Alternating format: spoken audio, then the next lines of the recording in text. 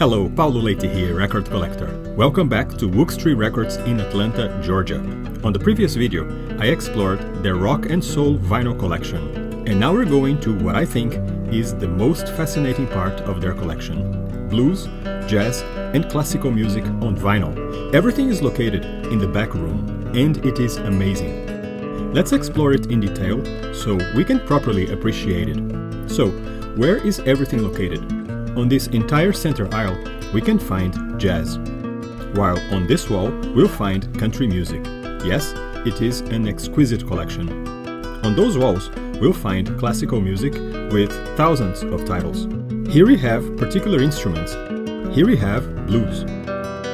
Here we have movie soundtracks and musicals. Let's start with jazz. Immediately, we see the best names. And we strike gold right here. The Beginning and End of Bop, 1969, by James Moody and George Wallington. On the A side, we have James Moody and his Modernists, recorded in 1948. While on the B side, we have George Wallington and his band, recorded in 1954. I don't think this album was ever released on CD. Another gem, Norvo Naturally, 1956, by the Red Norvo Quintet. Red Norvo was an innovator. He excelled in percussion instruments like the vibraphone, the marimba, and the xylophone. In fact, he was one of the earliest musicians to bring these instruments into a stable part of the jazz repertoire. Swedish Schnapps, 1957, by Charlie Parker and his orchestra. This is an album recorded in 1951. Miles Davis plays on some of the tracks. History of an Artist, Volume 1, 1974, by Oscar Peterson. A beautiful album, his first for Pablo Records. Very Tall, 1962, the Oscar Peterson Trio with Milt Jackson on the vibraphone. This album contains a gorgeous version of On Green Dolphin Street. The Silent Partner, 1979. I think this was Oscar Peterson's only movie soundtrack. It's beautiful, and the movie is also great. Tenor Titan, 1966, by Sonny Rollins. This is a compilation of earlier recordings, but very good. Black Satin, 1956, by George Shearing. These albums are incredibly underrated, and you can pick them up for practically nothing these days. But they are so good. Schizophrenia, 1969, by Wayne Shorter. Great album with Herbie Hancock and Ron Carter. If you are enjoying this video, please give it a like and subscribe to my channel. I have plenty of great records and record shops to show you. Thanks. Lots of great Lonnie Liston Smith albums here. He is awesome, and he's still with us. Mr. Smith, this video is dedicated to you. The Matadores Meet the Bull, 1965, by Sonny Stitt. This album contains a beautiful recording of the Brazilian classic Samba de Orfeu from the film Black Orpheus.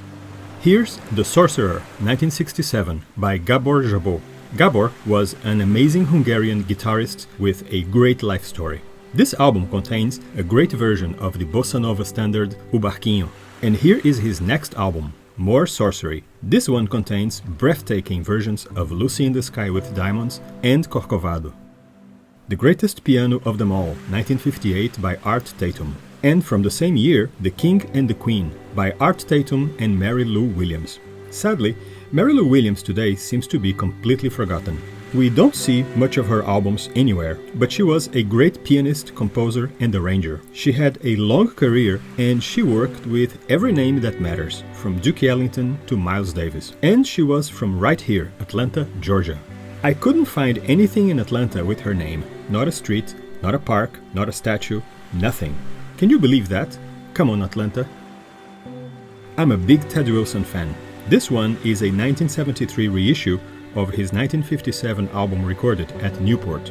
And speaking of Teddy Wilson, here's Lester Young's Memorial. This is a reissue of a 1956 album titled The Master's Touch. Lester Young, Teddy Wilson, and Billie Holiday recorded great stuff together. There was a television recording dating back to December 8, 1957. Billie Holiday and Lester Young appeared on a series titled The Sound of Jazz. By then, They had lost contact, and although both of them were in visible decline, their performance was filled with so much love and tenderness for each other. It would be their last appearance together. He would die in March of '59 and her in July. Now, we all know and love Louis Armstrong, but sadly, a lot of young people do not know little Ardyn Armstrong. Yes, there was a woman musician behind Louis. In fact, she was fundamental in his career.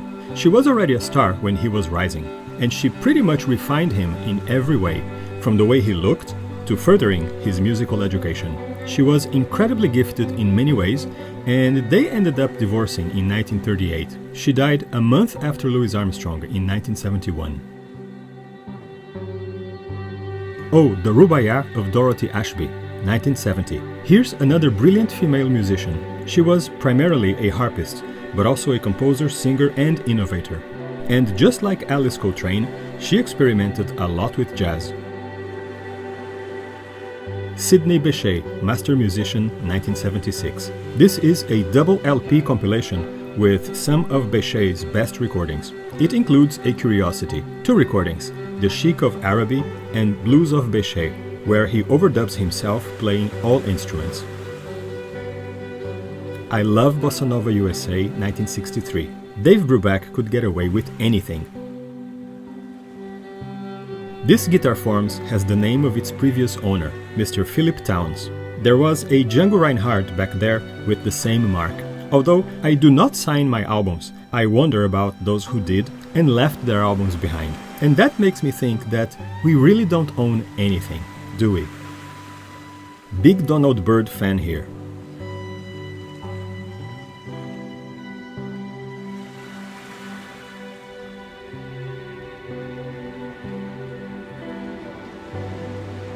Oh, Acker Bilk. Beyond Stranger on the Shore, he had great recordings.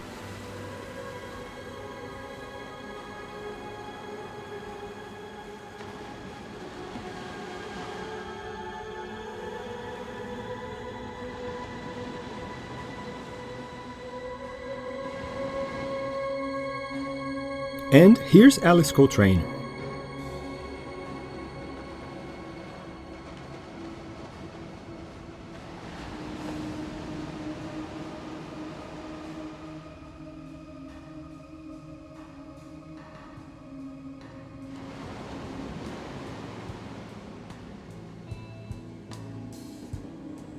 Tons of Duke Ellington, which is not surprising since he recorded tons of albums.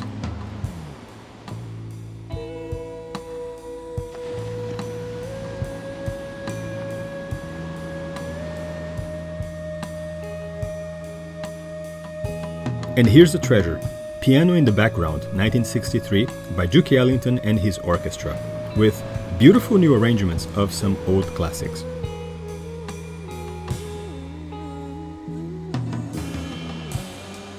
Unknown Sessions, 1979, a posthumous album that was recorded in 1960. Ellington was never afraid of revisiting the standards. He could always find something new to say.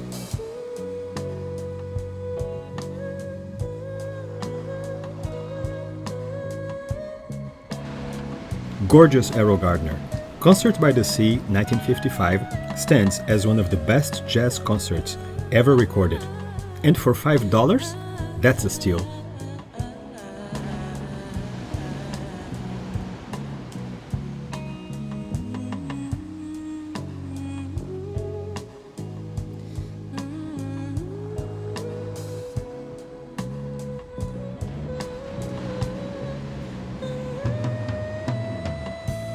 Now, one thing I have always loved about old jazz albums is their covers, like this one and this one. The man behind so many of these covers was David Stone Martin. Pretty much, he single-handedly defined the jazz look during the 50s. His name is on many of those beautiful covers. However, as the years passed, they went back to generic. Some great jazz box sets right here. And here are the jazz vocalists, in alphabetical order of course.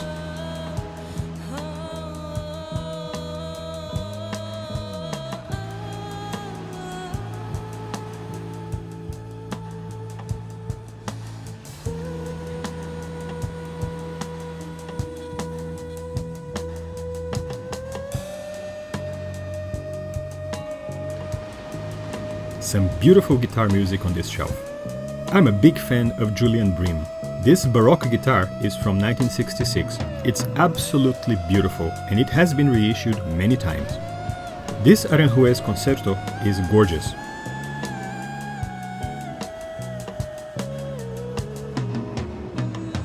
And this John Williams is also beautiful. Lots of great guitar albums here that are totally worth it. You will find here some of the best albums. Now, Wuxtry's real treasure is their blues collection that you can find here. And it is a stunning collection. Last Night Blues, 1961, by Lightning Hopkins, with Sonny Terry. Oh, Wynonie Harris. This is a compilation released in 1977. He was a major influence in early rockers like Elvis Presley. A lot of people will say, and I agree, that he was one of the founders of rock. Fat Mouth, 1924 to 1927, by Papa Charlie Jackson. Charlie Jordan, 1932 to 37. This Pete Johnson was a series released in the Netherlands. Lottie Beeman Kimborough and Luella Miller. Oh, look what I found here. Dr. Ross One Man Band, 1981. This is a great recording that dates back to 1965, another incredible life story. Very little is known about Sonny Scott's life. Here are his complete recordings. And of course, Bessie Smith. I think all of her work that's been released on vinyl are compilations, since she originally recorded in 78 RPM shellac records.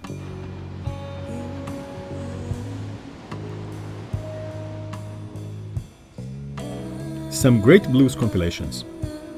Heavy Head's Voyage to 1969. This is a great two-part series with some great tracks. Blues Roots, Chicago, the 30s, released in 1967. Low Blows, 1988. Going Back Home, 1984. Chicago Blues, 1984.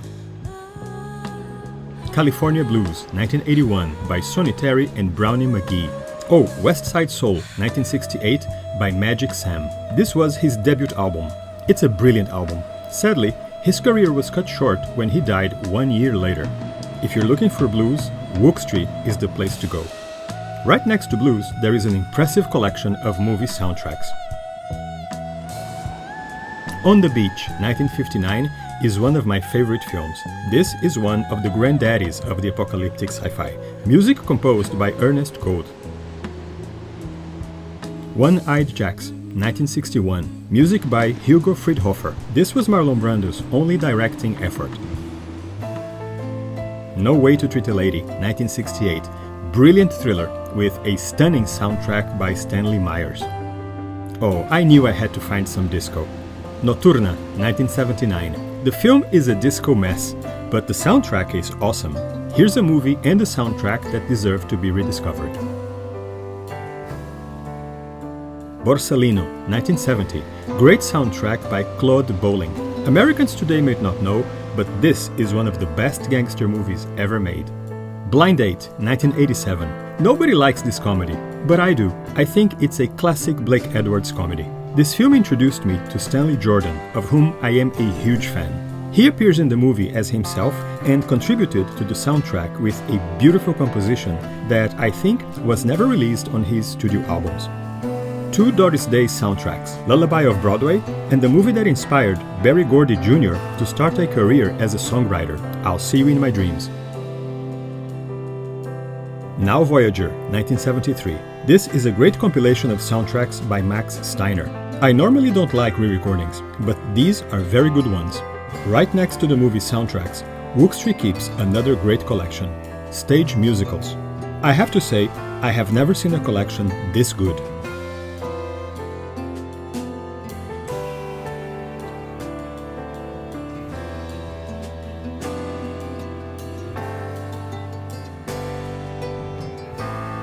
Let's check some Brazilian music.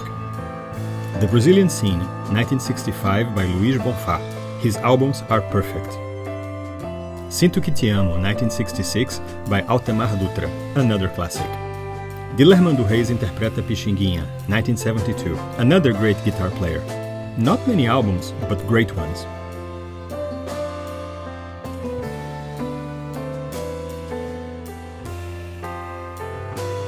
Over there you'll find their impressive collection of country music.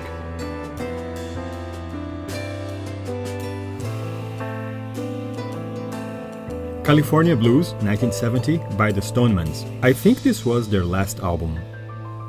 Pickin' Time, 1970, by Grandpa Jones. This is a reissue of a 1963 album. Sweet Honky Tonk, 1973, by Ferlin Husky. Beautiful album. Bless Your Heart, 1972, by Freddie Hart. Bimbo, 1957, by Jim Reeves. Pure Nashville sound. And that was the beginning of a long career. And here's A Touch of Velvet, 1962. Oh, That's How Rumors Get Started, 2020, by Margot Price. Beautiful album, perfect production.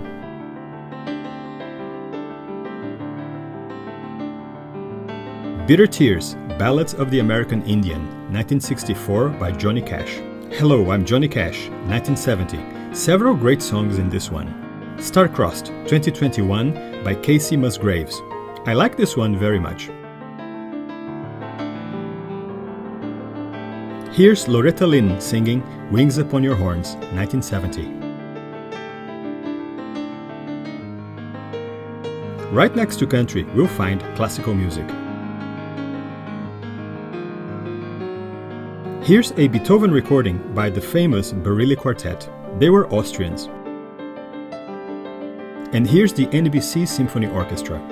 These Erato editions are so good and so cheap. I am a huge Eugene Ormandy fan. He made many stunning recordings with the Philadelphia Orchestra. Critics did not like him because he wasn't flashy nor tumultuous, but he really knew how to push an orchestra to its limits and get incredible sounds out of them. Perhaps his fault was being too discreet.